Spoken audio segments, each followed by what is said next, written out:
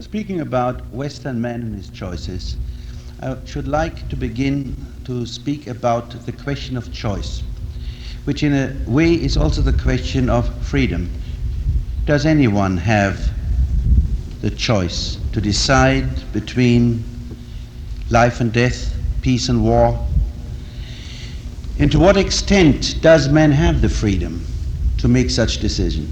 Man as an individual and we as a Western society. I should like to make a few points which seem to me in need of some clarification. The first point is a good deal of the discussion on freedom is conducted in terms of has man freedom or does man not have freedom? I think this question of freedom or not freedom, as if freedom was a given substance, something which man has or does not have, is only apt to confuse the problem. I would say freedom is not a fixed quality somebody has or doesn't have, but it is a faculty which depends on man's total development, just as wisdom is a faculty which depends on man's development, or in fact our capacity to speak. Let me give you a simple example. If two people play chess, they start out with complete freedom to win. The freedom is equal on both sides. After a few moves, there's already a difference. The possibilities for the one to win are greater than for the others. But still, the one whose moves have been less good than the opponent's has still a chance to win. From there on, there is a process in which at one point there is no more freedom for one to win and no more chance for the other to lose. The difference is only that the good chess player knows when he has lost the game a few moves ahead of losing his king. The poor chess player goes to the end and he has to see how his king disappears, and then he's convinced he has lost. Now, if you take the move in the chess play between the first move and that move in which the good chess player knows the game is lost, you see a development of decreasing capacity, decreasing freedom, of decreasing possibility of choice, from the moment where there is full freedom to the moment where there is no more choice. Let me mention an example from a rather unknown book, the Old Testament, where when the Old Testament tells about the story of the liberation of the Hebrews from Egypt, it is said that God hardened Pharaoh's heart. Now, I don't think that means that God wanted Pharaoh to get harder and harder, but it simply means in the process of doing evil, any person's heart hardens.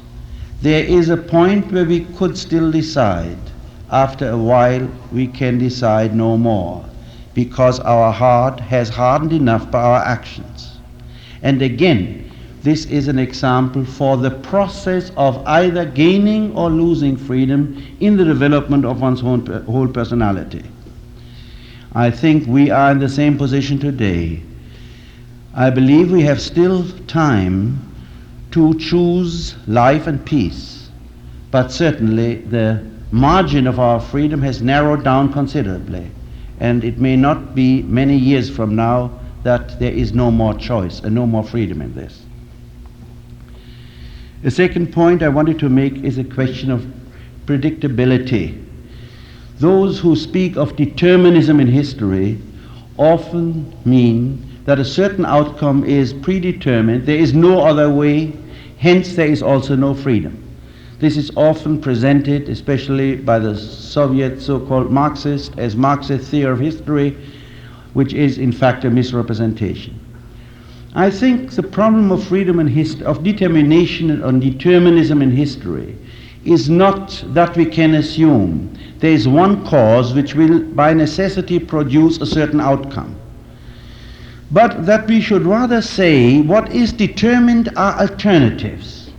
That both in individual life and in historical life of the human race, of a society, what is determined are certain ascertainable alternatives which are limited in scope, In other words, it is not just one outcome which is determined, but there's also not an unlimited choice of events which can happen, but there are various ascertainable alternatives, two or three, or sometimes maybe four, and also these alternatives have their conditions which are ascertainable, and in fact it is the task of the science of man or of the science of society to investigate which are the conditions which lead to various alternatives, and hence also which are the conditions which could lead to choosing the one as against the other. A third problem referring to choice and freedom is one which is very much discussed in the last 30, 40 years of Western history, and that is getting stuck in the choice between two evils. Usually people see an alternative between the bigger evil and the smaller evil. They think all they can do is to choose between the two evils, and logically think if they choose the lesser evil, that's better than to choose the bigger evil. What happens in individual and in its political life is usually that this only means to postpone the arrival of the bigger evil for a while, but it arrives with all the more certainty. In order to make the point clearer, I should like to tell you a North American Indian legend which deals with the question how the Grand Canyon was created. The story is briefly of a young man who had the outrageous and criminal idea of not marrying within his own tribe, but to marry a girl from another tribe. His elder thought he was either crazy or criminal, so did the elders of a tribe where he saw a girl with whom he fell in love, and she fell in love with him. So they decided to kill him, and he declared he would come back to marry her. The girl, when she heard that, sent messengers to tell him he shouldn't return, but of course he did. But he was clever enough to ask the messengers, at what point precisely do they want to kill me? And they told him. So when he came, a minute before the point when they were going to kill him, he took the girl, put her on his horse, and they rode off. But after a while they saw that the men from the village pursued them. They had fresh horses, there were many, they got closer and closer. And at this point the girl said to the boy, look here, if we go on riding, this will lead only to death.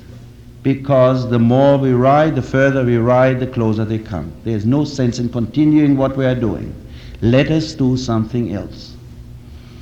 The boy said, more intelligently than most men, let us say, act, all right, what can we do? And she said, let us get down from our horses and pray to the gods. And the boy said, again astonishingly, let's do that. And they got down from their horses, they prayed to the gods. There was a big storm and darkness, and when the storm and the darkness disappeared, the Grand Canyon was between them and their pursuers. Well, this is a very poetic legend of humanism, but I'm not mentioning it for this reason primarily, but for another reason. The girl refused to accept doing something which definitely did not make sense and which would only postpone the final catastrophe. And she has imagination to see that if something does not lead to anywhere except destruction, it doesn't make sense to continue it.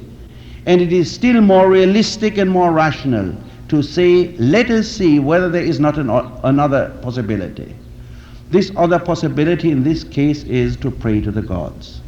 Now, we pride ourselves of praying to God all the time, but I think we have very little confidence that this has any use in comparison with our realism of continuing the arms race.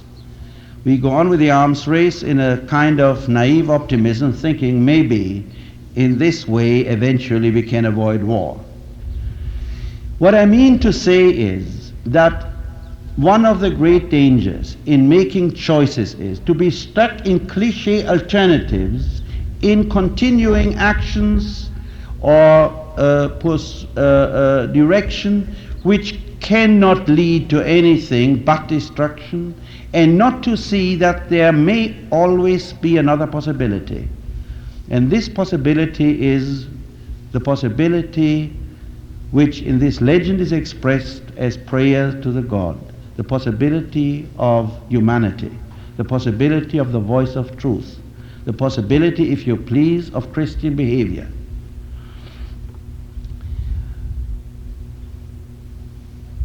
Eventually, I want to mention a fourth point concerning the question of choice and freedom, and that is the strange thing which happens in human life so often. In individual life, you can observe it every day with yourself or with your friends, but also in political life and in historical life. And that is that man's greatest mistake in living seems to be our inability to know when we make a crucial choice, our inability to know when we are at the crossroads. We all know that man has fantastic emergency powers of energy, skill, imagination, when he is confronted with a clear awareness that here is the matter of to be or not to be, a matter of life and death. People have shown, and we can observe it, remarkable and remarkable gifts which nobody would have thought of imagination and energy once they recognized it was a matter of life and death. We see that with every one of us in a critical situation, driving a car, that we do things which we usually couldn't do. But if you think of thousands and hundreds of thousands of refugees who, having lost their money, being driven from their home, have done the most remarkable things, have shown the most remarkable energy and imaginativeness, we see not only that we usually live far below our potential of energy and imaginativeness and skill, but also that we can mobilize it once we see the clear choice. Now, what leads most of us into a situation which, or to the failure in our lives, is that when it is not a clear-cut situation of life and death, we see decisions in a fractionated way. We see only a little step here, a little step here, a little step here, and when we recognize that the first step led in this direction, it is already too late. Our heart is already hardened. We have already lost the chess game.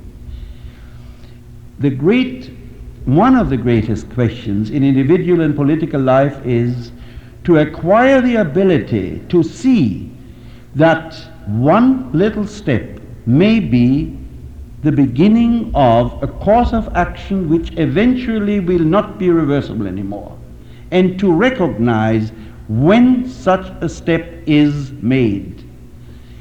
In case we do that, then I believe a person would be able to develop those very emergency powers I have spoken of, and be able to really change his course of life.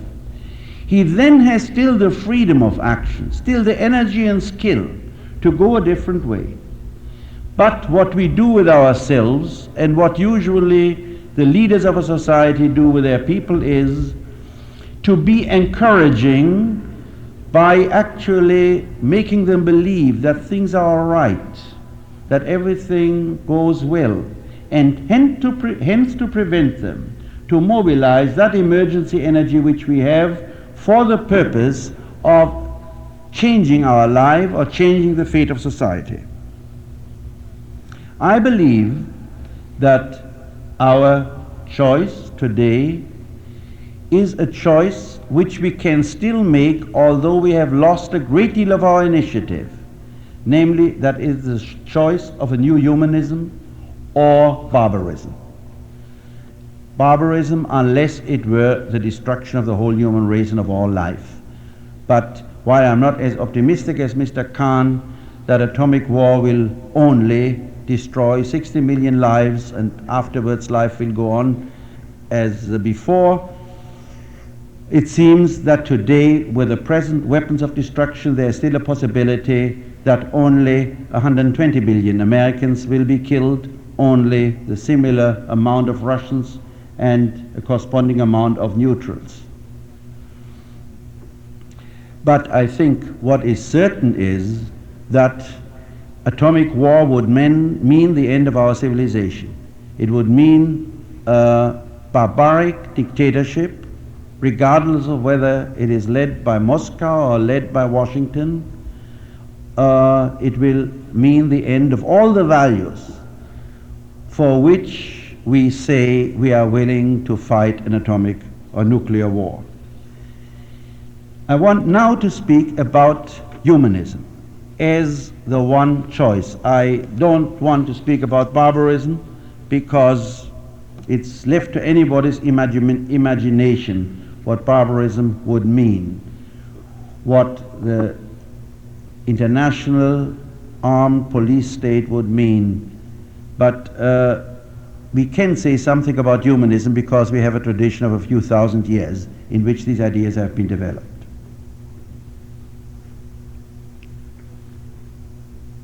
Let me first say a few words about the tradition of humanism in the Western world. The same tradition exists in the Eastern world too. First, a few words about the Old Testament. The Old Testament starts with the creation of one man, and as a Talmudic source says, this means that no man can ever claim that he is superior to any other man because his ancestors were superior. And secondly, it means that anyone who destroys one life is as if he had destroyed the whole human race, and anyone who saves one life is as if he had saved the whole human race.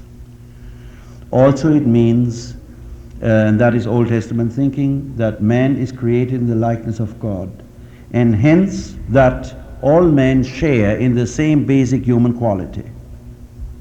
I want to mention another Old Testament concept which is usually ignored, and that is the Old Testament concept of loving the stranger. You see, loving the neighbor is something which we all do more or less, not too much actually, but still. The neighbor meaning the one with whom we are familiar, who belongs to the same clan, who has eaten the same food as a child, who has sung the same songs, who speaks the same language, who has the same bad or good habits. The stranger is the one who is not familiar. He is what the Greeks call the barbarian, the one outside of our own tribal stable, if I could call it that way, in which we feel warm and protected. And the idea of humanism begins with the capacity of loving the stranger. That is to say, loving the one with whom we are not familiar because he is as human as we are and he is basically not different in his humanity. And eventually you find the most radical and clear expression of humanism in the Old Testament in the prophetic version of the Messianic time. The time when man will have found a new union with his fellow man and with nature, and in which there will be no favorite nation, neither Israel nor the Assyrians or the Egyptians, as the prophet expresses it very clearly. Now you see the same humanist tradition continued in Christianity. The command, love thy enemy, is pretty much the same as a command, love the stranger. In fact, if I can love the stranger, there is no more enemy, because the enemy is not different from myself. I shall come back to this in a few minutes. The whole concept of the humanity of Christ has been, especially in the late Middle Ages, and I mentioned a thinker, great Catholic thinker like Nicholas of Cusa, here defined or described as being the bond of the world and the highest proof of its inner unity. It is the humanity of Christ which guarantees and proves that man is one, and that all men share in the same humanity. We have, on the other hand, Greek and Roman sources for the idea of humanism. Let me just read a statement by Cicero. We must now conceive of this whole universe as one commonwealth of which both God and men are members. This is not a United Nations or a League of Nations. This is a commonwealth of men who share this commonwealth with the gods, and whose highest loyalty is to mankind and not to the nation state. I can't give here in these few minutes a history of humanistic thought. I just want to mention how the tradition goes from Hebrew, Greek, Roman sources to the Middle Ages, then to the Renaissance, and how humanism finds its highest development, I would say, in the 18th century.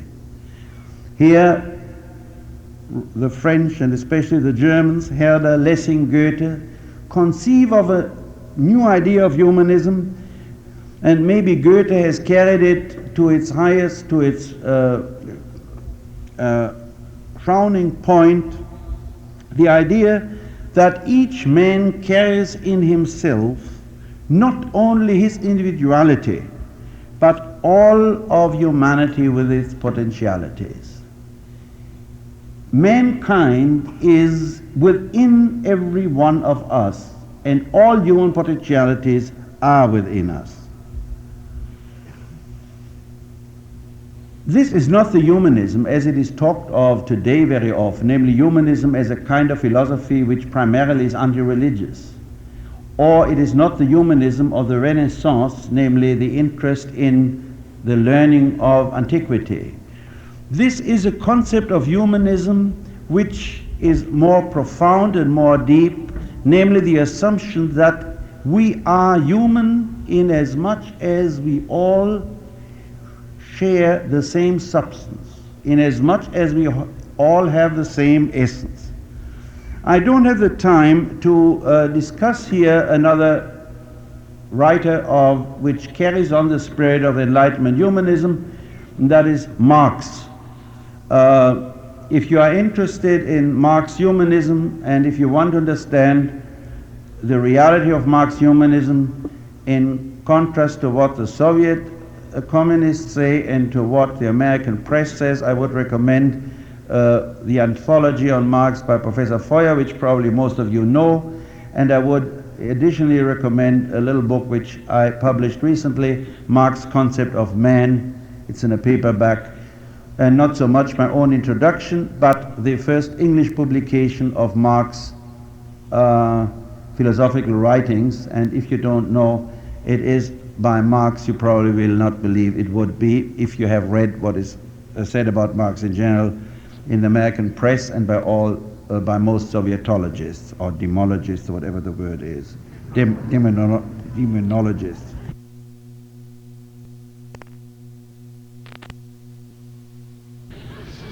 You can say essentially that Marx humanism, or what characterizes Marx in comparison with the whole humanistic tradition from Spinoza to Goethe, is one thing, namely that in his philosophical writings he has given expression to humanist experience and humanist concepts in many ways richer and more penetrating than even Goethe or Herder or Lessing, and secondly, that he has connected the humanist idea with an analysis of economics and of society, and his whole concept of socialism, to put it very briefly, was how is humanism possible in an industrial society? Or to put it differently, how is an industrial society possible in a spirit of humanism as against a spirit of alienated bureaucracy or bureaucratism? Now, Marx actually is already a reaction to the decay of humanism which happened beginning with the French Revolution. This is one of the tragic facts of history, that the French Revolution, which was based upon the ideas of humanism of the 18th century philosophers, was the beginning of a reverse process, namely of the worship of the nation state, which begins with the French Revolution, which finds its first gruesome expression in the First World War, in the Second World War, and eventually in the Cold War, in which is a preparation, at least most likely a preparation for the Third World War, for nuclear war, which indeed would surpass anything in brutality and destruction which the first two world wars have shown. In the 19th century has replaced the humanism of the 18th century by a new form of idolatry, by the worship of the new idol, the national state, in which nationalism was combined with the economic interests of the Industrial Revolution in each country, resulting in a phenomenon which one might call imperialism, the national state out to increase its own power, its own economic power in various ways of domination of foreign peoples and foreign countries, or exploitation of foreign countries. Indeed, we often believe that the 19th century is a very progressive century because we consider nationalism progressive. Especially today, when African and Asian nations want their political liberation, there are many people who think that this is the most progressive and most wonderful thing in the world that has ever happened to mankind. They are still living in the 19th century concept of nationalism. Now, it's perfectly true that nations who have been oppressed by another nation should be free from this oppression. But if they end up in the same nationalism which has led us into the mess we are in right now, this is not precisely the hope for mankind. The hope for mankind is not the increase of many national states. The hope for mankind is a new humanism, a new, if you please, cosmopolitanism, in which man becomes again a member of a commonwealth of man, and in which he feels that his primary loyalty belongs to the human race and not to an idol called the nation state. This idol, the nation state, in the 19th century and today, is indeed an idolatry which is not different from the idolatry about which the prophets of the Old Testament talked. Namely, idolatry in which right and wrong is not conditioned by a moral judgment, not conditioned by one's reason, in which judgment is not even conditioned by reason and a sense of reality, but whether it serves the Moloch or whether it doesn't serve the Moloch. I intend to use the word Moloch as one of those frightful idols which the Bible describes in their description of the life of the people in Canaan or in Palestine. Of course, we think that the Moloch of the nation state is not an idol. We think that Caesar and God have the same interests, and we are not even aware that there is a difference between Caesar and God, and by Caesar I mean precisely here the nation state which conditions forms our value judgment and falsifies our conscience.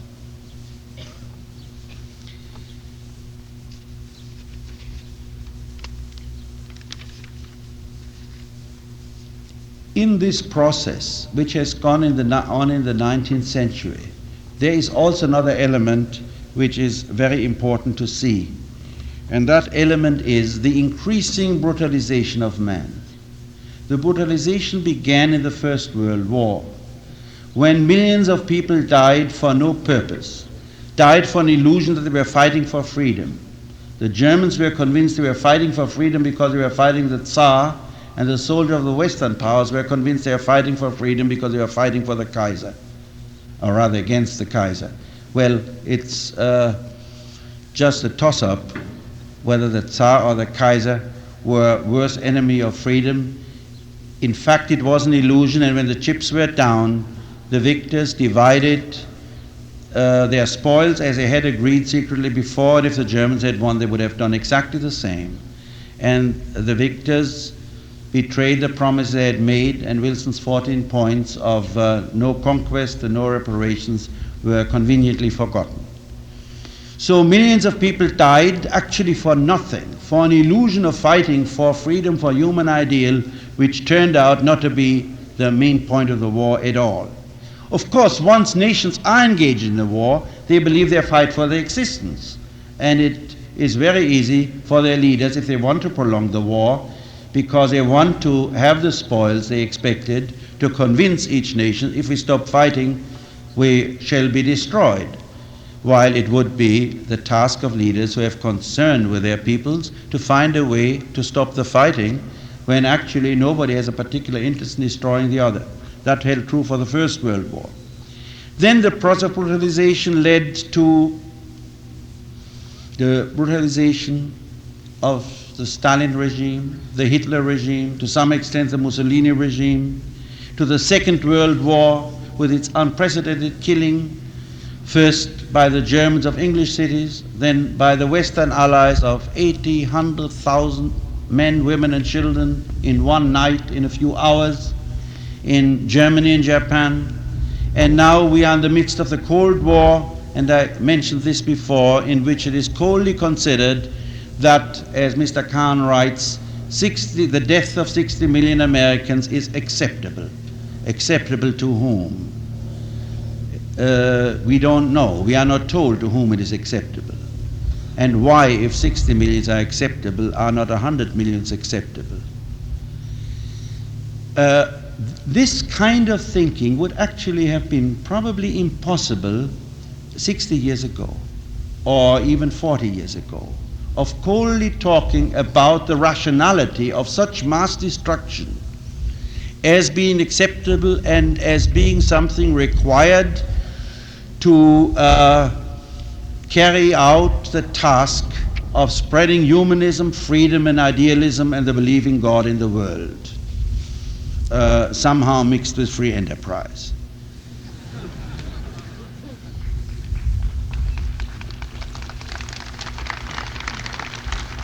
I think you people who are born 20 years ago or so have really no full appreciation of the process of brutalization which has happened in these 40 years. You are already born in the midst of it, at the peak of it. I might remind you of the fact that half a century ago, the false accusation of a rather unsympathetic Jewish captain in France, Captain Dreyfus, aroused world opinion when he was sentenced, although he was not guilty. Today, such a case wouldn't interest anybody, because what is there to one human life when we are now talking about the destruction of millions of human lives? And the dangerous logic is that each one thinks, I have to be inhuman because the others are inhuman. And so they are mutually reinforcing their own brutality. And so brutality and inhumanity appear rational. And both are reasoning in the same and dangerous way. Now, there is another form of inhumanity which has developed recently in the systems both of the West and, I believe, in the system of the Soviet Union. We have a new way of producing. The big enterprise, the managerial bureaucracy, the consumption-hungry organization man who is mostly interested in producing things and who has transformed himself into a thing. He is deeply bored, but he represses this boredom. This is in fact the most outstanding example of repression. Never mind the Oedipus complex, your incestuous striving so that your grandmother has spanked you when you were 3 years old. That's nothing. But watch the unconscious boredom, maybe less on this campus than in some other parts of our world, but what efforts everybody makes not to be aware that he is bored, and how a large part of our industry delivers the goods which permit us precisely to repress the fact that we are bored. We are actually bored in a sense which, clinically speaking, is not too different from a slight chronic depression. You know what a depressed person is. A depressed person is not a person who is sad. He would be happy if he could be sad. The depressed person is a person who feels nothing. And you will find in many depressed persons that one way out of their depression is either, if they have the money, of going on a buying spree or overeating.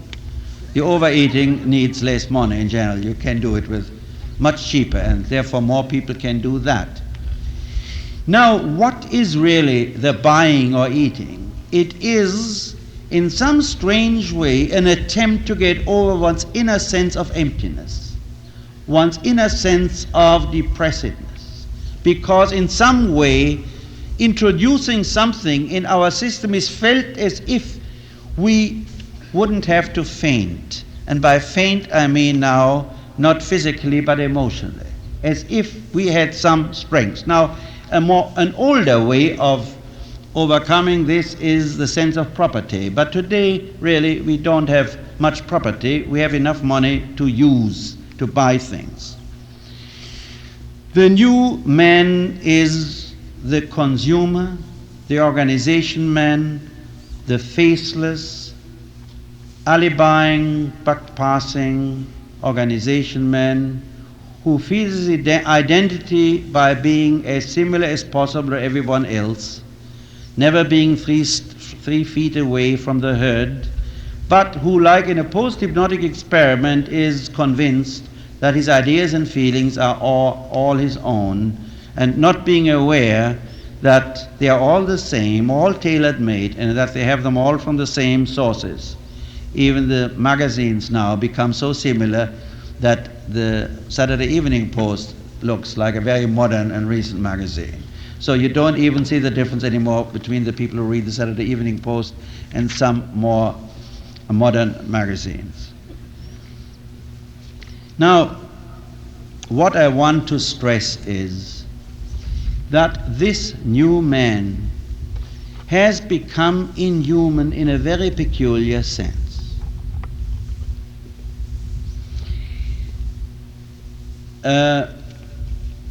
The traditional problem of good and evil is a problem which is, I would say, within the limits of humanity. To be good is human and to be evil is human. But there is now a new concept of inhumanity which truly goes beyond good and evil. And that is a concept of the new organization man who feels himself to be a thing, who has transformed into a thing, who is a bureaucrat, who administers people and things and deals with people as he deals with things, as numbers. And this new organization man, the bureaucrat, the big one and the small one, they are truly inhuman, not because they are cruel, but because they are things rather than men. Their problem is not good and evil. Their problem is something which goes beyond it, because it is a problem of things which cannot do evil or feel evil nor good. I really believe the new symbol, the symbol of this new humanity, is a man like Eichmann. Eichmann, I believe, is a man who was not cruel particularly, nor was he good. He was a bureaucrat. It did not make any difference to him whether he shipped coal or Jews, or whether he would ship the Jews for being killed or for being exported somewhere. What mattered to him was, as for every bureaucrat, that the machine functions well. Never mind good and evil. In fact, it is indecent to think of good and evil, because once you think of that, your machine might not function so smoothly. You might be distracted by some such human considerations. The proper functioning of the machine is the only aim of the bureaucrat. And while from the standpoint of the machine this is efficient, from a human standpoint it is the end of humanity. And I should like here to come back to the concept of humanism in its psychological meaning. I spoke before about the history of the idea, or rather I made some very brief indications about the course of this history. But I should like now to speak of the concept of humanity not as of a philosophical concept, but as of an inner experience. Humanism as an experience, rather than as philosophical idea simply, means that I experience in myself all that is human, or to speak with Terence, that nothing human is alien to me. And that means that I experience in myself the criminal and the saint, the child and the adult, the man who lived 100,000 years ago and the man who will live, if we don't destroy each other, 100,000 years from now. That all this is in myself, and hence that I can understand another person. I can understand another person only if I can experience the other person in myself. Otherwise, I talk about a person as I talk about rats. Now, that's a perfectly legitimate scientific aim, but it is not understanding another person. What I understand is only that which is in me. Now, this has a relationship to the concept of the unconscious, about which I want to say a few words. To be in touch with our unconscious really means to be in touch with our full humanity. I was saying before, never mind the things which are so much talked about as far as the unconscious is concerned. What we really do when or let me put it this way, what is our consciousness? Our consciousness is only that part of our human experience which the given society in which we live permits to be filtered through to our awareness, through its language, its logic, and the various taboos of feelings. Because the main fear of man is to be isolated, to be separated, to be an outcast. Hence we are afraid of feeling anything which would separate us from the rest of mankind. If in a small tribe of warriors who live from warfare and killing and robbing, a man would feel that he doesn't like it, he would probably not be aware of his not liking it. He would only be aware that he has a psychosomatic symptom, maybe a psychogenic vomiting in the morning when they go on the warpath. Our consciousness is a reflection of that part of human existence which is developed in the society in which we live. Our unconscious is a universal man. It is all that is human. It is the good and the bad, the rational and the irrational. And hence, to be truly in contact with our unconscious means to be in contact with all humanity within ourselves, and that means to be in contact with a stranger, because then there is no more stranger. The stranger is different only as far the consciousness is concerned, as far that sector is concerned which his society represents. As far the universal man is concerned, he is the same as we are.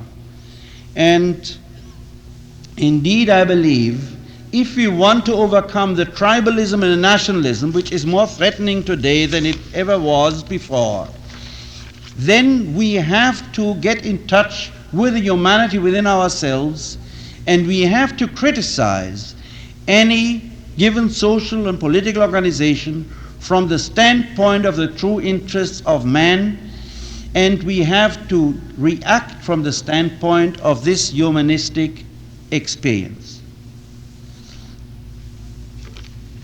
I said that we are confronted with a choice, and I believe the choice is indeed the choice between humanism and barbarism. It is the choice which is the most basic choice in the last analysis, that between, as the Bible says, life and death, blessing and curse. We still have a short breathing spell. If we miss this last possibility to choose humanism, then indeed our end will be barbarism at best, and full destruction at worst, and full brutalization in any case. And I should like to end with reminding you of something Emerson said when he very prophetically said, "Things are in the saddle and ride mankind." Indeed, today things are in the saddle much more than they were in his time, and the thing that is in the saddle today is the nuclear weapons and the bureaucracy which administer it. I believe our choice is indeed either this barbarism of which I spoke or to put man back into the saddle. Thank you.